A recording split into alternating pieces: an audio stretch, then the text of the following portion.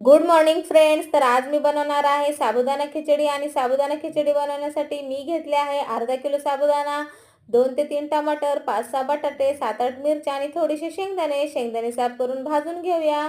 शेंगदाणे भाजेपर्यंत आपण मिरच्या, टमाटे आणि बटाटे कट करून घेऊया. आज साबुदाणा मी माझ्या मुलांच्या नाश्त्यासाठी बनवत आहे, त्याच्यामुळे मी याच्यात घालणार आहे टमाटर. आणि जर तुम्हाला साबुदाण्याची खिचडी उपवासासाठी हवी असेल तर तुम्ही त्याच्यामध्ये लिंबाचा रस घालू शकता. मी लिंबाचा रस आणि टमाटर याच्यासाठी सांगत आहे की जी आपली साबुदाणा खिचडी आहे ती मऊ लुसलुशीत बनून तयार व्हावी आणि आतून भांड्यालाही चिटकू नये. फायनली माझे सामग्री सगळी कापून तयार झालेली आहे आणि शेंगदाणेही भाजत आलेले आहेत. तोपर्यंत तुम्ही माझ्या व्हिडिओला लाईक करा, शेअर करा, कमेंट्स करा आणि कमेंट्स बॉक्समध्ये मला नक्की कळवा की माझी रेसिपी तुम्हाला कशी वाटत आहे ती.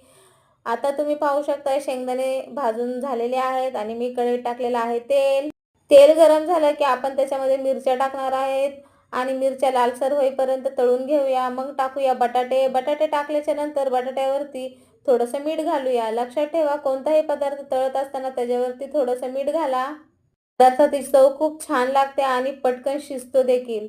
आणि फायनली आपले बटाटेही लालसर होत आलेले आहेत. तुम्ही पाहू शकता मी साबुदाणा रात्रभर भिजत ठेवलेला, तर किती मस्त असा भिजून झालेला आहे तो.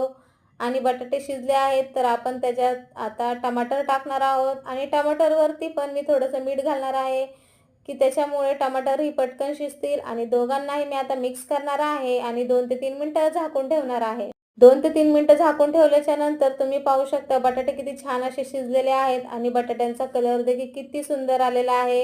किती छान असा कलर आलेला आहे टमाटरमुळं आणि टमाटरही मस्त शिजून झालेले आहेत.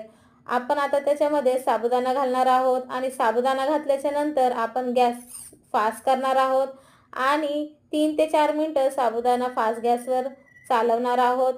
तुम्ही पाहू शकता जसं जसं साबुदाण्यामध्ये टमाटर आणि बटाटे मिक्स होत आहे तसं तसं साबुदाण्याला किती सुंदर असा कलर आलेला आहे. आता मी शेवटी साबुदाण्यावरती 2 ते 3 मिनिटं झाकण लावून ठेवणार आहे.